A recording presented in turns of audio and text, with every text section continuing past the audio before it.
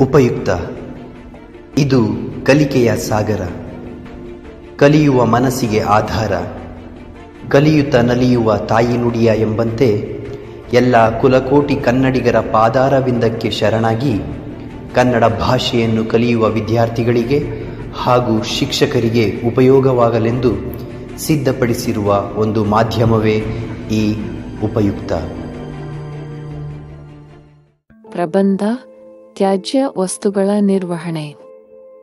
ಪೀಠಿಕೆ. ಇಂದಿನ ಕಾಲದಲ್ಲಿ ಕಸವನ್ನು ಎಲ್ಲೆಂದರಲ್ಲಿ ಎಸೆಯುವುದು ಸಹಜ. ಆದರೆ ಮುಂದೊಂದು ದಿನ ಈ ಕಸವೇ ನಮಗೆ ದೊಡ್ಡ ಸಮಸ್ಯೆಯಾಗಲಿದೆ. ಏಕೆಂದರೆ ಇದು ಗಂಭೀರ ಕಾಯಿಲೆಗಳನ್ನು ಉಂಟುಮಾಡುತ್ತದೆ. ಇದರಿಂದಾಗಿ ಪ್ರತಿದಿನ ಲಕ್ಷಾಂತರ ಜನರು ಸಾಯುತ್ತಿದ್ದಾರೆ. ಅದಕ್ಕಾಗಿಯೇ ತ್ಯಾಜ್ಯವನ್ನು ಪ್ರಕೃತಿಯ ದೊಡ್ಡ ಶತ್ರು ಎಂದು ಕರೆಯಲಾಗುತ್ತದೆ. ತ್ಯಾಜ್ಯ ನಿರ್ವಹಣೆ ಎಂದರೆ ತ್ಯಾಜ್ಯವನ್ನು ಸರಿಯಾಗಿ ವಿಲೇವಾರಿ ಮಾಡಿ ಅದನ್ನು ಸಂಗ್ರಹಿಸಿ ಸಾಗಿಸಬೇಕು, ಮೇಲ್ವಿಚಾರಣೆ ಮಾಡಬೇಕು ಮತ್ತು ಅದರ ಮೇಲೆ ಕೆಲವು ಪ್ರಕ್ರಿಯೆಗಳನ್ನು ಮಾಡಬೇಕು. ಇದನ್ನು ತ್ಯಾಜ್ಯ ನಿರ್ವಹಣೆ ಎಂದು ಕರೆಯಲಾಗುತ್ತದೆ. ಈ ತ್ಯಾಜ್ಯವು ಮಾನವ ಮತ್ತು ಪ್ರಕೃತಿಯ ದೈನಂದಿನ ಕಾರ್ಯಚಟುವಟಿಕೆಯಿಂದ ಉತ್ಪತ್ತಿಯಾಗುತ್ತದೆ. ಈ ತ್ಯಾಜ್ಯವನ್ನು ಸರಿಯಾಗಿ ನಿರ್ವಹಣೆ ಮಾಡದಿದ್ದರೆ ಇಡೀ ವಿಶ್ವಕ್ಕೆ ಅಪಾಯ. ಜನಸಂಖ್ಯೆಯ ಉಲ್ಬಣದಿಂದಾಗಿ ತ್ಯಾಜ್ಯವು ದಿನದಿಂದ ದಿನಕ್ಕೆ ಲಕ್ಷಾಂತರ ಟನ್ಗಳಲ್ಲಿ ಉತ್ಪತ್ತಿಯಾಗುತ್ತದೆ ಮತ್ತು ಪ್ರಪಂಚದಾದ್ಯಂತದ ಜನರ ಜೀವನದ ಮೇಲೆ ಪರಿಣಾಮ ಬೀರುತ್ತದೆ. ಹೆಚ್ಚಾಗಿ ಪೀಡಿತ ಜನರು ತ್ಯಾಜ್ಯ ವಿಲೇವಾರಿ ಪ್ರದೇಶಗಳಿಗೆ ಅತ್ಯಂತ ಸಮೀಪವಿರುವ ಕೊಳೆಗೇರಿಗಳಲ್ಲಿ ವಾಸಿಸುತ್ತಾರೆ. ಹೀಗಾಗಿ ಅವರು ಸಾಂಕ್ರಾಮಿಕ ಮತ್ತು ಸಾಂಕ್ರಾಮಿಕವಲ್ಲದ ರೋಗಗಳಿಗೆ ಹೆಚ್ಚು ಒಳಗಾಗುತ್ತಾರೆ. ನೈರ್ಮಲ್ಯ ಮತ್ತು ಸರಿಯಾದ ನೈರ್ಮಲ್ಯ ಸೇರಿದಂತೆ ಆರೋಗ್ಯಕರ ಜೀವನವನ್ನು ಕಾಪಾಡಿಕೊಳ್ಳಲು ಜನರು ಹೆಣಗಾಡುವಂತಾಗಿದೆ. ವಿಷಯ ವಿವರಣೆ. ತ್ಯಾಜ್ಯದ ಅಸಮರ್ಪಕ ವಿಲೇವಾರಿ ಮತ್ತು ನಿರ್ಲಕ್ಷ್ಯವು ನಮ್ಮಲ್ಲಿ ಅನೇಕ ರೀತಿಯ ಪರಿಣಾಮಗಳನ್ನು ಮತ್ತು ಅನಾನುಕೂಲಗಳನ್ನು ಸೃಷ್ಟಿಸಿದೆ.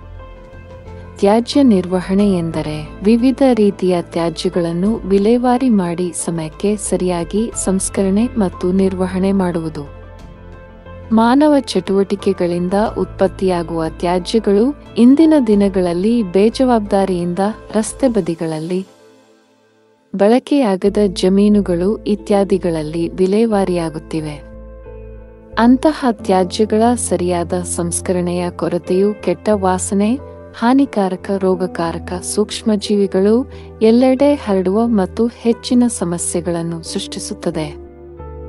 ತ್ಯಾಜ್ಯ ನಿರ್ವಹಣೆಯ ಮೂಲ ಮಂತ್ರವೆಂದರೆ ನಿರಾಕರಣೆ, ಮರುಬಳಕೆ, ಕಡಿಮೆಗೊಳಿಸುವುದು. ತ್ಯಾಜ್ಯ ನಿರ್ವಹಣೆಯು ಮೂಲತಃ ತ್ಯಾಜ್ಯದ ಸಂಗ್ರಹಣೆ ಅಥವಾ ಸಂಗ್ರಹಣೆ ಮತ್ತು ಅದರ ವಿಲೇವಾರಿಯಾಗಿದೆ. ಈ ಪ್ರಕ್ರಿಯೆಯು ಉತ್ಪತ್ತಿಯಾಗುವ ತ್ಯಾಜ್ಯವನ್ನು ಮರುಬಳಕೆ ಮಾಡುವುದು ಮತ್ತು ಅದರಿಂದ ಉಪಯುಕ್ತವಾದ ನವೀಕರಿಸಬಹುದಾದ ಶಕ್ತಿಯನ್ನು ಉತ್ಪಾದಿಸುವುದು ಸೇರಿದಂತೆ ತ್ಯಾಜ್ಯದ ಸರಿಯಾದ ನಿರ್ವಹಣೆಯನ್ನು ಒಳಗೊಂಡಿರುತ್ತದೆ. ಸ್ಥಳೀಯ, ರಾಷ್ಟ್ರೀಯ ಮತ್ತು ಅಂತಾರಾಷ್ಟ್ರೀಯ ಮಟ್ಟದಲ್ಲಿ ವಿವಿಧ ದೇಶಗಳು ಕೈಗೊಂಡ ಇತ್ತೀಚಿನ ಉಪಕ್ರಮಗಳಲ್ಲಿ ಒಂದಾದ ತ್ಯಾಜ್ಯ ನಿರ್ವಹಣೆಯು ಭೂಮಿಯ ಬಗ್ಗೆ ಕಾಳಜಿ ವಹಿಸುವ ಮಾರ್ಗವಾಗಿದೆ. ಈ ಜವಾಬ್ದಾರಿಯುತ ಕಾರ್ಯವು ಪ್ರಸ್ತುತ ಮತ್ತು ಭವಿಷ್ಯದ ಪೀಳಿಗೆಗೆ ಉತ್ತಮ ಮತ್ತು ಸ್ಥಿರವಾದ ವಾತಾವರಣವನ್ನು ಒದಗಿಸಲು ಸಹಾಯ ಮಾಡುತ್ತದೆ. ಭಾರತದಲ್ಲಿ ಹೆಚ್ಚಿನ ಪ್ರಾಣಿಗಳು ಬೀದಿಯಲ್ಲಿ ತ್ಯಾಜ್ಯವನ್ನು ಸೇವಿಸುವುದರಿಂದ ಉಸಿರುಗಟ್ಟಿ ಸಾಯುವವರೆಗೂ ಹೋರಾಡುತ್ತವೆ. ಇಲ್ಲಿಯವರೆಗೆ ಸರಿಯಾದ ತ್ಯಾಜ್ಯ ನಿರ್ವಹಣೆಯ ಕೊರತೆಯಿಂದ ಪ್ರಾಣಿಗಳು ಮಾತ್ರವಲ್ಲದೆ ಮನುಷ್ಯರು ಸಹ ಅನೇಕ ಜೀವಗಳನ್ನು ಕಳೆದುಕೊಂಡಿದ್ದಾರೆ. ಕಾಂಪೋಸ್ಟಿಂಗ್, ಲ್ಯಾಂಡ್ಫಿಲ್ಗಳು, ಮರುಬಳಕೆ ಮತ್ತು ಹೆಚ್ಚಿನವುಗಳನ್ನು ಒಳಗೊಂಡಂತೆ ತ್ಯಾಜ್ಯವನ್ನು ವಿಲೇವಾರಿ ಮಾಡಲು ವಿವಿಧ ವಿಧಾನಗಳು ಮತ್ತು ತಂತ್ರಗಳಿವೆ. ಪರಿಸರಕ್ಕೆ ಹಾನಿಯಾಗದಂತೆ ತ್ಯಾಜ್ಯ ವಿಲೇವಾರಿ ಮಾಡಲು ಈ ವಿಧಾನಗಳು ಸಹಕಾರಿ. ತ್ಯಾಜ್ಯ ನಿರ್ವಹಣೆಯು ಪರಿಸರವನ್ನು ರಕ್ಷಿಸಲು ಮತ್ತು ಮಾನವರು ಮತ್ತು ಪ್ರಾಣಿಗಳಿಗೆ ಸುತ್ತಮುತ್ತಲಿನ ಪರಿಸರದ ಸುರಕ್ಷತೆಯನ್ನು ಸೃಷ್ಟಿಸಲು ಸಹಾಯಕವಾಗಿದೆ.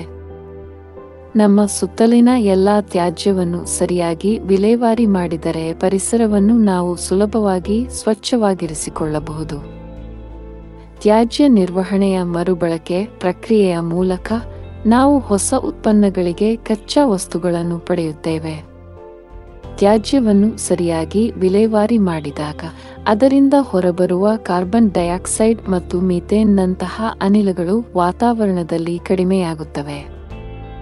ಇದರಿಂದ ಜಾಗತಿಕ ತಾಪಮಾನ, ವಾಯು ಮಾಲಿನ್ಯದಂತಹ ಸಮಸ್ಯೆಗಳು ಉದ್ಭವಿಸುವುದಿಲ್ಲ. ತ್ಯಾಜ್ಯದಿಂದ ಅನೇಕ ರೀತಿಯ ರೋಗಗಳು ಉದ್ಭವಿಸುತ್ತವೆ. ಇದು ನಮ್ಮ ಆರೋಗ್ಯದ ಮೇಲೆ ಪರಿಣಾಮ ಬೀರುತ್ತದೆ. ಆದರೆ ನಾವು ತ್ಯಾಜ್ಯವನ್ನು ನಿರ್ವಹಿಸಿದರೆ ನಾವು ಈ ರೋಗಗಳನ್ನು ತಪ್ಪಿಸಬಹುದು. ಇದರಿಂದ ನಮ್ಮ ಆರೋಗ್ಯ ಸುಧಾರಿಸುತ್ತದೆ.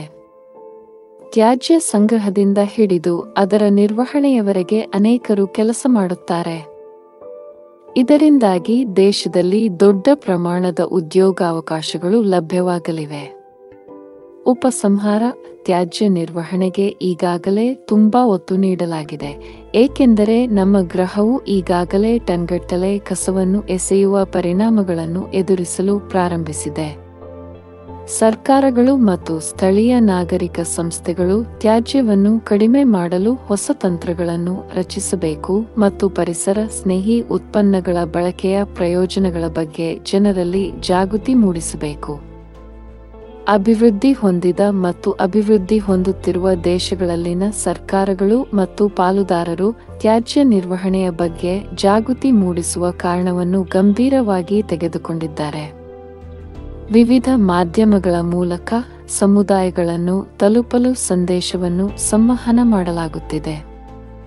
ಅಂತಹ ವ್ಯವಹಾರಗಳು ಮತ್ತು ಕೈಗಾರಿಕೆಗಳಲ್ಲಿನ ಮಾಲೀಕರ ವಿರುದ್ಧ ಕಠಿಣ ಕ್ರಮಗಳನ್ನು ಸಹ ತೆಗೆದುಕೊಳ್ಳಲಾಗುತ್ತದೆ. ವೈಯಕ್ತಿಕ ಮಟ್ಟದಲ್ಲಿ ನಮ್ಮ ದೈನಂದಿನ ಜೀವನದ ಪ್ರತಿಯೊಂದು ಚಟುವಟಿಕೆಯಲ್ಲಿ ತ್ಯಾಜ್ಯ ನಿರ್ವಹಣೆಗೆ ಕಾಳಜಿ ವಹಿಸಲು ನಾವು ಪ್ರೇರೇಪಿಸಬೇಕಾಗಿದೆ.